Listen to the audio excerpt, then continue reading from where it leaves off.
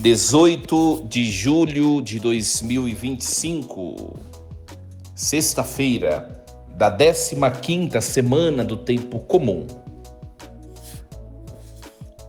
Meus queridos ouvintes da Rádio Rainha da Paz, queridos seguidores de minhas redes sociais, que alegria nos encontrarmos nesta sexta-feira. Sextou, chegamos a mais um fim de semana, bênção de Deus, né?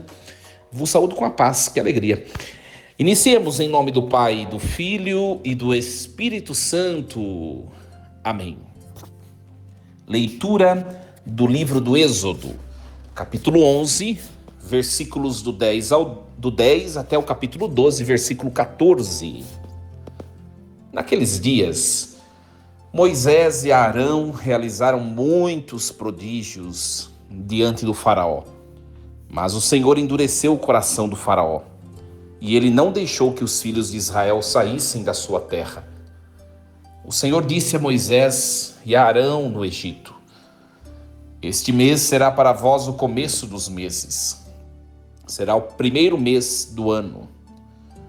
Falai a toda a comunidade dos filhos de Israel, dizendo: No 10º dia deste mês, cada um tome um cordeiro por família, um cordeiro por casa, se a família não for bastante numerosa, para comer um cordeiro. Convidará também o vizinho mais próximo, de acordo com o número de pessoas. Deveis calcular o número de comensais, conforme o tamanho do cordeiro. O cordeiro será sem defeito, macho, de 1 ano. Podereis escolher tanto um cordeiro como um cabrito, e devereis guardá-lo preso até o dia 14 deste mês. Então toda a comunidade de Israel reunida o imolará ao cair da tarde. Tomareis um pouco do seu sangue e untareis os marcos e a travessa da porta, nas casas em que comerdes. Comereis a carne nessa mesma noite, assada ao fogo, com pães ázimos e ervas amargas. Não comereis dele nada cru ou cozido em água, mas assado ao fogo inteiro, com cabeça, pernas e vísceras. Não deixareis nada para o dia seguinte.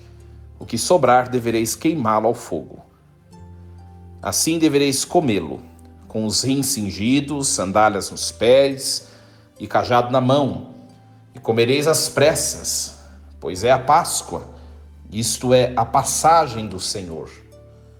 E naquela noite passarei pela terra do Egito, e ferirei na terra do Egito todos os primogênitos, desde os homens até os animais. E infligirei castigos contra todos os deuses do Egito. Eu sou o Senhor. O sangue servirá de sinal nas casas onde estiverdes. Ao ver o sangue, passarei adiante, e não vos atingirá a praga exterminadora quando eu ferir a terra do Egito. Esse dia será para vós uma festa memorável, em honra do Senhor, que haveis de celebrar por todas as gerações. Palavra do Senhor. Graças a Deus. Muito bem, meus queridos. Então agora nós vamos refletir essa palavra maravilhosa, né? Tão conhecida de hoje. O capítulo 11, versículo 10 até o capítulo 12, 14. Né? Então esses capítulos, esse texto de hoje, narra os momentos finais, antes da 10ª praga do Egito. Então, que a 10ª praga foi a morte dos primogênitos. Também acontece a instituição da Páscoa, que foi um momento central de libertação do povo de Israel, do Egito. Né? Então, nós vamos tentar explicar esse texto. Vamos voltar lá. Abraão, depois de Abraão veio Isaac. Vocês sabem que eu gosto sempre de fazer esse apanhado, né, esse retorno, para a gente contextualizar, né? Então, Abraão, Isaac, depois Jacó. Jacó teve 12 filhos. O mais novo era José. os irmãos de José ficou com inveja, com ciúme de José, porque o pai Jacó era mais próximo dele, por isso venderam ele para uma caravana e ele foi parar lá no Egito. Os anos passaram, né? E os anos passaram, aconteceu uma fome lá em Canaã, e eles foram buscar comida lá no Egito, e por sorte do destino, José, que eles tinham vendido há anos atrás, se tornou rei do Egito. Então acontece o reencontro, José os perdoa, depois José pede que ele vá buscar todo o povo e tudo que eles possuíam para vir morar no Egito, né? Por quê? Porque José tinha condições de dar uma vida melhor para eles. Então todo o povo dos filhos de Jacó, né, saem de Canaã e vão morar no Egito. E aí vivem bem, né? Porque José garante os gastos, uma vida digna para eles. Inclusive os irmãos que tinham vendido ele, né? Então nós refletimos isso, né? É o livro do Gênesis. E o livro do Gênesis acaba com a morte de José, né? De José do Egito. Depois que José morre, o que acontece? Aí a gente começou na segunda-feira a reflexão do livro do Êxodo com a liturgia da igreja. Então depois que José morre, aí começa o livro do Êxodo. O rei que sucede José no Egito começa a olhar o povo que estava lá com olhos diferentes, com maus olhos. Esse povo está crescendo muito, está vivendo muita mordomia, eles não são egípcios, eles vieram de outra terra, eu não sei o que aconteceu no governo anterior, mas eu não estou gostando, vamos escravizá-lo. Aí esse novo rei começa a escravizar aqueles que eram hebreus, tá? Que eram hebreus. Muito interessante isso, a gente tem que entender essa ordem, tá? E começa a escravidão, tá? Dos filhos de Jacó, né? Os descendentes dos filhos de Jacó, que eram as 12 tribos, né? É interessante que nós precisamos entender uma coisa, presta bem atenção no que o padre vai explicar, porque às vezes tem gente que não entende, né? Tá? Jacó, ele teve 12 filhos, né? Esses 12 filhos, os 12 produziram ou geraram uma tribo. Então, eram 12 tribos, os 12 filhos. Mas o que acontece? Tá? E Jacó também teve uma filha. Tá? Isso é interessante a gente entender. Ele teve uma filha, mas a mulher, naquele tempo, não constituía povo, né? Não constituía descendentes. Teve uma filha. E uma parte do texto indica que ele até teve mais filhas que a Bíblia não menciona quem são, né? Mas provavelmente teve mais filhos. Então ele teve uma filha, mas Jacó, que também é chamado Israel, teve 12 filhos. Então eu vou falar uma curiosidade para vocês, que é para vocês gravarem no texto da Bíblia, que as pessoas não sabem, tá? Os 12 receberam, vamos dizer assim, os 12 deveriam receber cada um uma parte da terra de Jacó, que é a terra de Canaã. Deu para vocês entenderem? Aquela, sabe como a gente reparte a herança e cada filho fica com uma propriedade? Então, cada um desses 12 ficaria com uma terra, com uma parte da terra, tá? Só que o que acontece? Nós vamos acompanhar o que acontece. Um dos filhos de Jacó, que era Levi, ele ficou designado, está no texto da Bíblia. Levi ficou designado para não possuir nenhuma terra. Por quê? Porque ele ficaria responsável, a tribo dele, né? A tribo de Levi ficaria responsável só para cuidar do templo. Isso vai acontecer depois, né? Mais para frente. Então, o que acontece? Se Levi não recebeu terra porque ficou responsável só pelo culto, pela parte religiosa, a tribo de Levi, que é o que nós chamamos de levitas, né? Então só teve 11 terras, 11 partes, né? Então, da onde vêm as 12 tribos que congregavam a terra de Israel? Se só tem 11 filhos. Isso é um detalhe que pouca gente sabe. Porque a tribo de um dos filhos, que é o José, essa tribo, ela na verdade se dividiu em duas tribos, pelos dois filhos de José, Efraim e Manassés, tá? Então Efraim e Manassés, esses dois filhos de José, eles ocuparam duas partes da terra, como se fosse a parte. Então um ficou ocupando a terra do pai, José, e o outro ocupou a terra que seria do filho Levi, tá? Isso é um detalhe importante. Quando a gente pega lá, digitar no Google ou em algum outro site de busca, quais são as 12 tribos de Israel? Você vai ver que Levi não está na contagem e também José não está. Por quê? Porque estão os dois filhos de José. Um ocupando o lugar de Levi e o outro ocupando o lugar do próprio José. Tá? Do próprio José. Por quê? Porque José teve esses 12 filhos e ele foi, vamos dizer assim, exilado para o Egito, né? Ele foi exilado para o Egito, tá? Então, esse é um detalhezinho importante, mas vamos voltar para o texto de hoje. Então, esses 12 filhos, contando com esses dois filhos de José, né? As 12 tribos congregam o povo de Israel, tá? Então, o povo de Israel, inclusive os descendentes do próprio José, foram escravizados, tá bom? Para a gente entender. Então, eles estão num cenário de escravidão no Egito. E aí, surge lá, entre o povo que estava no Egito, o povo hebreu, surge uma mulher que tem uma criança, tá? Uma criança que é chamada de Moisés. Vai receber o nome depois, né?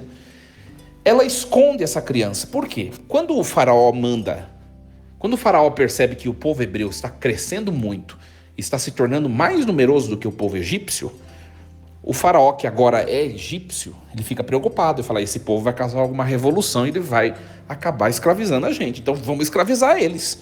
Aí começa a escravidão dos hebreus, né? E o faraó manda matar todas as crianças, homens, todas as crianças do sexo masculino. Por quê? Para que o povo se torne mais frágil, sem a figura masculina, se torne mais frágil, e também para que o povo não se reproduza mais, sem a figura dos homens, né? Só que essa mulher que eu falei, que tinha uma criança pequena nessa época, uma criança linda, que depois vai ser chamada de Moisés, né?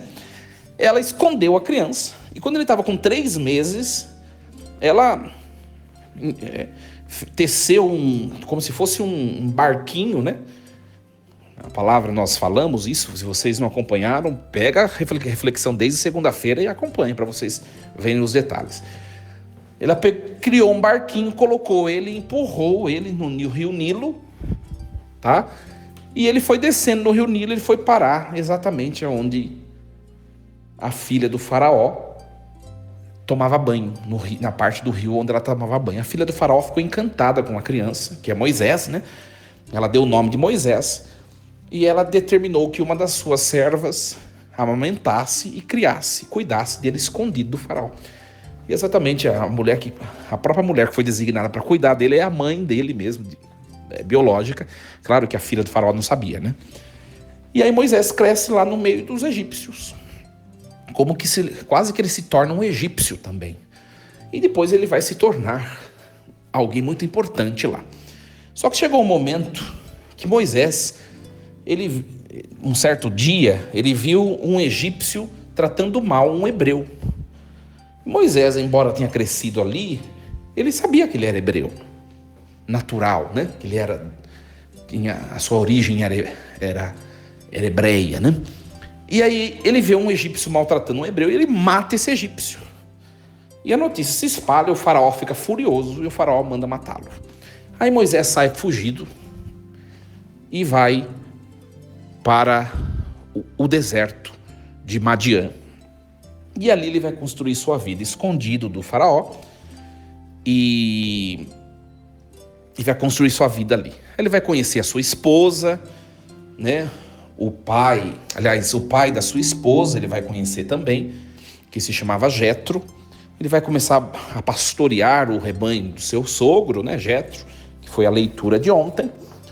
E aí, de repente, ele chega no lugar, um certo dia, onde ele vê uma árvore pegando fogo, só que a árvore estava pegando fogo, mas ela não se consumia.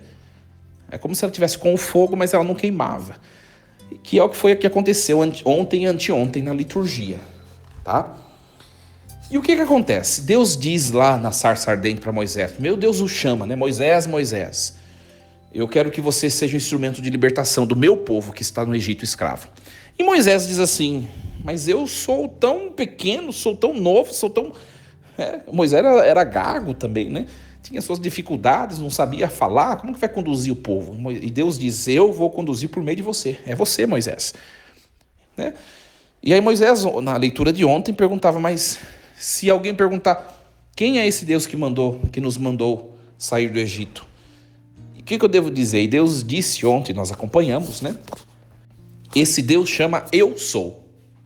O Deus que se chama Eu Sou é quem nos mandou sair do Egito, tá? Fugidos. Então Moisés conheceu o nome de Deus, que é um nome que significa Deus presente, no fundo, né? Eu sou, eu era e eu serei, né? Então, Deus presente. E aí, o que acontece? Deus manda Moisés avisar o faraó e os egípcios que os egípcios devem libertar, eles devem libertar o povo, deixar o povo e voltar para a terra de Canaã.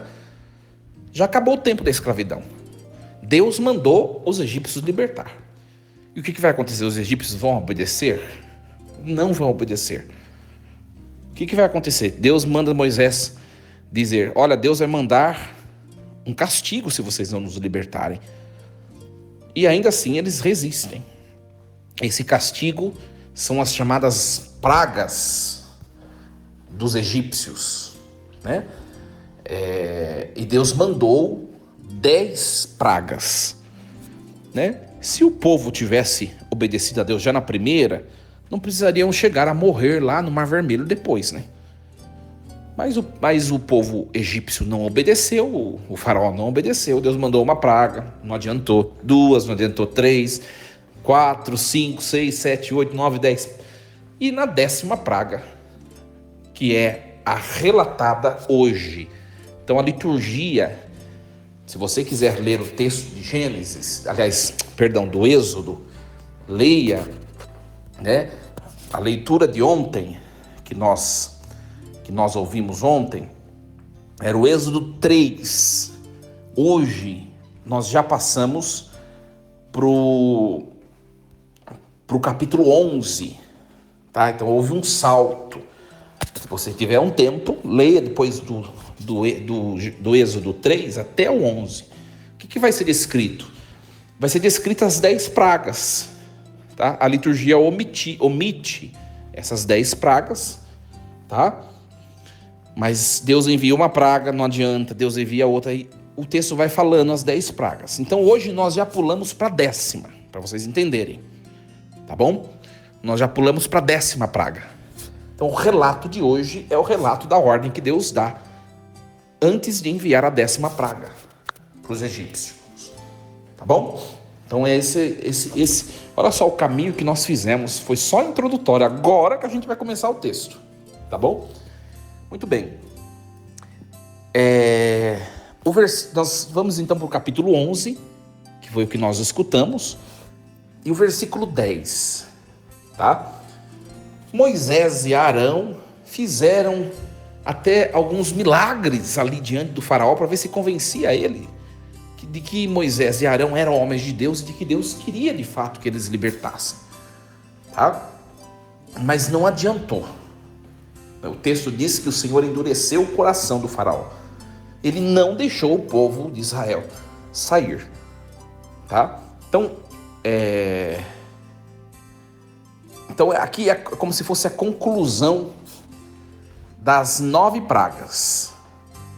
né? Apesar de todos os sinais, de todas essas pragas que vieram, mostrando que foi Deus que mandou para que o faraó libertasse, não adiantou. Tá? O faraó permanece obstinado porque Deus não endureceu seu coração. Depois, aí nós partimos para o capítulo 12, do versículo 1 em diante. Tá? Capítulo 12. Aqui nós temos a instrução de Deus para o que será depois a celebração da Páscoa. Tá? Então, Deus dá essas instruções como deve ser preparada a Páscoa antes de enviar a 10ª praga. Tá? Antes de enviar a 10ª praga. Então, Deus estabelece um chamado memorial que deverá ser perpetuado por todas as gerações. Tá? Então, o que o povo deve preparar nessa Páscoa? É o que o texto nos informa.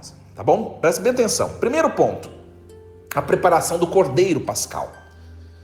Então, cada um vai ter um cordeiro, deve ser macho, de 1 ano, não pode ter defeito.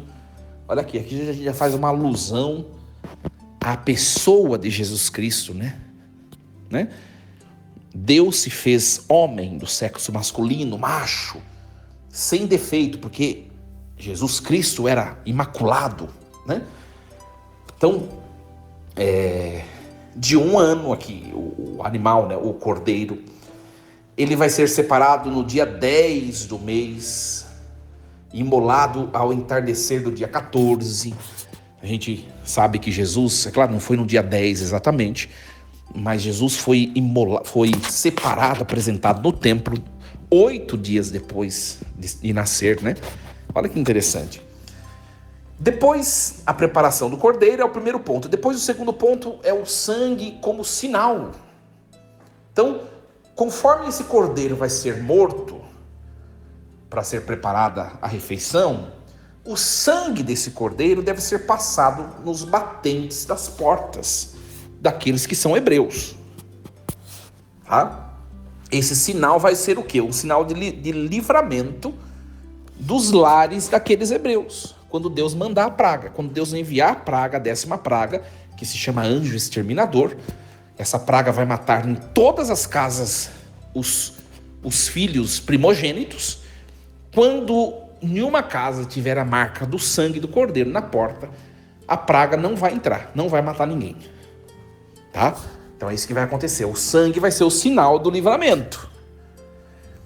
Depois, o terceiro ponto é a própria ceia pascal em si.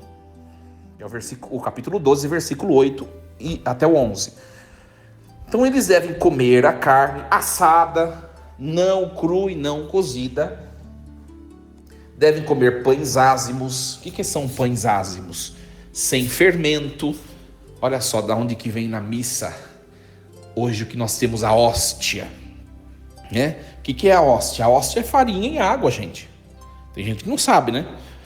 É um pão sem fermento, a hóstia. Inclusive, nós temos um movimento da igreja que se chama Caminho Neocatecumenal, quando esse movimento tem autorização da Santa Sé para celebrar a missa, em vez da hóstia, que também é pão, é farinha e água, né? Mas é prensada. A hóstia é um pão prensado. O Caminho Neocatecumenal, que é esse movimento, tem autorização da Santa Sé para celebrar a Santa Missa com pão mesmo, não precisa prensar, sem prensar. É farinha e água, né? E assada, farinha e água assada, que é o pão ázimo, que é o pão sem fermento. Não pode usar pão com fermento na liturgia eucarística. Se algum padre fizer isso, o sacramento é inválido, não acontece. Tá? Muito bem. Eles devem comer pães ázimos e também ervas amargas. E devem comer com pressa, apressadamente, prontos para partir, com sandálias e cajados. Partir para onde? Vamos situar de novo, porque às vezes a gente vai se perdendo na história. Essa 10ª praga vai acontecer, eles vão tomar a Páscoa antes, comer a refeição antes. Quando vier a 10ª praga, ela vai passar, vai matar os egípcios, aí eles devem sair correndo e fugir do Egito, que é o que nós chamamos de êxodo, de passagem, tá? Aliás, Páscoa, passagem, o êxodo é a saída, né? Então, o que vai acontecer. Eles vão celebrar isso que Deus está mandando, depois virá o anjo exterminador e depois eles vão sair correndo e fugir do Egito. O êxodo, a saída, né? Páscoa, passagem de Deus, né? Passagem de Deus por meio do anjo exterminador. Muito bem, então o primeiro ponto, lembrando, foi o cordeiro que deve ser preparado. Depois o segundo ponto é o sangue nas portas. O terceiro ponto é eles comerem a ceia do jeito que Deus mandou, né, com a carne assada, os pães ázimos, as ervas amargas, comer rapidamente, porque o anjo exterminador vai passar, eles não vão ter nem terminado a ceia. Por isso que é pão da pressa, é Páscoa, né, passagem, tá? E o quarto ponto, que é o estabelecimento da festa. Essa festa, do jeitinho que vocês vão celebrar, desse jeitinho que eu estou ensinando, Deus fala para eles, vocês vão perpetuar isso. Isso vai ser um memorial, tá? Esse dia será para vós um memorial. E o celebrareis como festa do Senhor por todas as gerações. É a Páscoa judaica, né, gente? Tá? Então a Páscoa, ela torna-se uma instituição sagrada, permanente. Torna-se a memória viva da libertação do Egito. Lembra que eles, mais uma vez, eles vão tomar a refeição, tá? Nem terminaram de tomar a refeição, virá o anjo exterminador, vai passar nas casas que não tiver a marca do sangue do cordeiro, vai destruir os primogênitos, matar de seres humanos e também de animais. Hora que passar a praga, assim, em seguida eles devem fugir do Egito. Tá? Essa é a memória da Páscoa judaica, tá? Então, agora vamos colocar tudo isso na nossa vida prática, na vida concreta, né? O que essa palavra fala para a minha vida hoje? Né? É importante conhecer tudo isso, a questão de crescer no conhecimento da palavra de Deus, né? A Páscoa nos ensina sobre a libertação, a aliança e a fidelidade de Deus. Tá?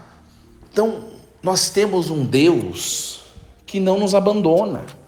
Esse povo ficou anos e anos e anos no Egito, escravo, sofrendo. Parecia o fim, mas não era o fim. Deus estava velando por eles, na hora certa. Deus os libertaria. E assim o fez. Então a Páscoa, né? Hoje para nós não é mais a Páscoa judaica, não celebramos como os judeus celebram, que os judeus celebram nesse modo antigo que Deus Pai tinha ensinado ao antigo povo. Mas Jesus, ele vai fazer uma nova aliança, ele vai renovar a Páscoa. No seu sangue agora, ele é o cordeiro, né? Ele é o cordeiro macho, ele é o cordeiro perfeito, sem manchas, né? Sem defeito. Então Jesus, ele vai atualizar esse rito antigo, né? Não é que Jesus aboliu o rito. A gente percebe que Jesus, ele estava celebrando uma Páscoa judaica na Quinta-feira Santa com seus apóstolos. Então ele extrai a nova Páscoa da Páscoa antiga. Então é uma continuidade, não é um abolir ou um fazer algo novo. Não, é uma continuidade. A missa, ela nasceu dentro de uma ceia judaica que Jesus estava celebrando com os apóstolos.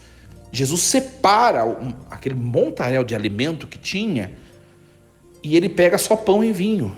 Ele institui a nova Páscoa somente com esses dois alimentos. Tinha ervas amargas, tinha outras coisas lá, tinha o próprio cordeiro, né? A carne de um cordeiro lá na mesa na Quinta-feira Santa, tinha, mas Jesus, ele pega só o pão e o vinho para instituir o novo rito, a nova Páscoa, a nova celebração. E isso é sinal para nós de renovação, é sinal de presença de Deus, é sinal de que Deus não esquece seu povo. Quando a gente vai numa missa, por mais rápida e simples que seja, até mesmo uma missa semanal, que nós chamamos de missa ferial, ali acontece a atualização da Páscoa de Jesus. Então, nós ali presenciamos a fidelidade, a aliança de Deus na nossa vida, conosco, com cada um de nós. Nós não estamos sozinhos. O sangue do Cordeiro aponta para o Cordeiro de Deus, que é Jesus Cristo. Interessante que Jesus ele se coloca como Cordeiro, por isso que a igreja em toda a missa usa aquela frase de São João Batista, né? Tomando a hóstia e o cálice, ou somente a hóstia, né? Nas mãos, o padre diz: eis o Cordeiro de Deus. A frase de São João Batista, né? Para mostrar que Jesus é o novo Cordeiro que derramou o seu sangue lá uma vez por todas na cruz e que o atualiza de maneira sacramental por meio do vinho.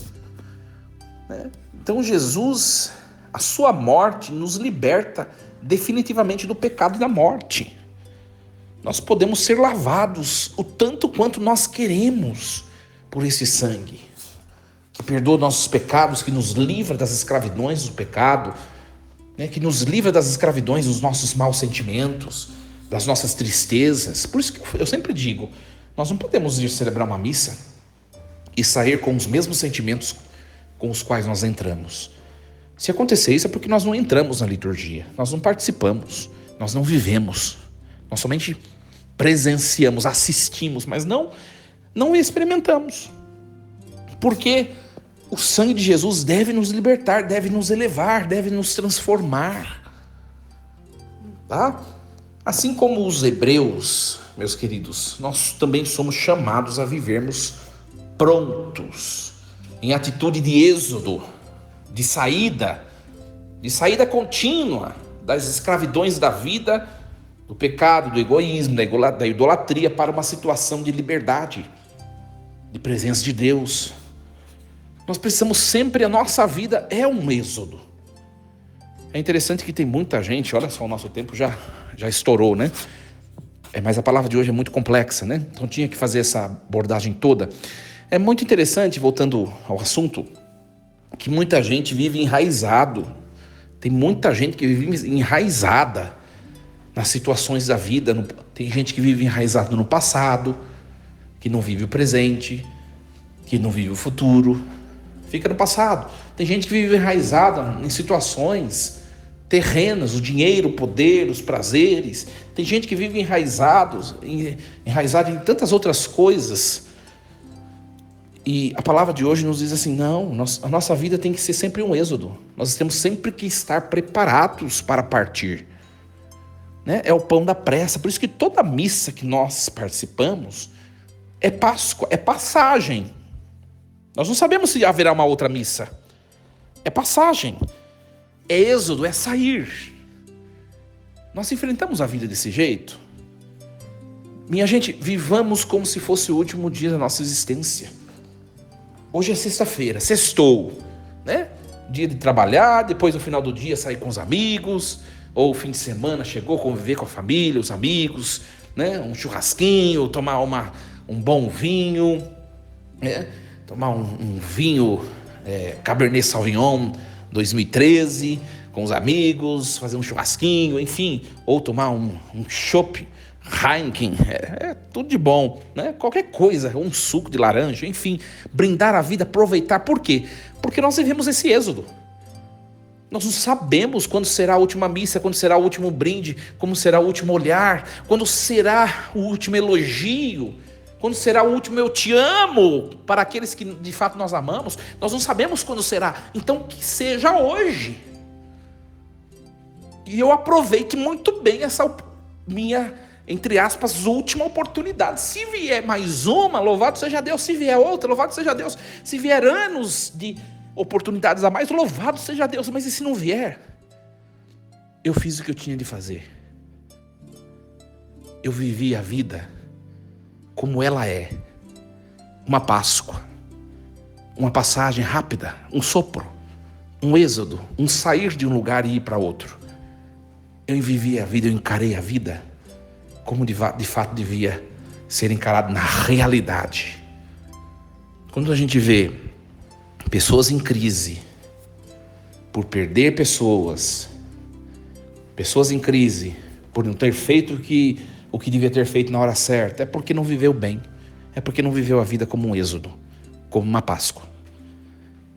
Pensemos um pouco, não deixe passar oportunidades na vida, não deixe passar, olha para você, né? Pode ser que você esteja jovem dos 18 até os 30 anos, pode ser que você já esteja na maioridade, dos 30 até 60, 60 e pouco, pode ser que você já esteja na idade super madura, você já seja idoso, idosa, a partir dos 60 e pouco, 60, sei lá.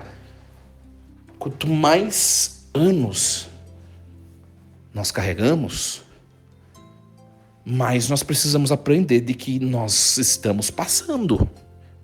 Nós estamos passando. Que Deus nos ajude a compreender essa palavra de hoje. Desculpe delongar 5 minutos a mais, viu? Queridos, bom fim de semana, com muita paz, saúde. Meus queridos que me ouvem pela Rádio Rainha da Paz, continuem conectados, escutando uma boa música católica. E vocês que me seguem nas minhas redes sociais, curtam a mensagem e enviem para alguém que está perdendo tempo na vida com maus sentimentos, com tristeza, com desânimo. Envie essa palavra de hoje para a pessoa. Força e coragem, em nome do Pai, e do Filho, e do Espírito Santo. Amém. E lembremos-nos sempre, Deus está no comando de tudo.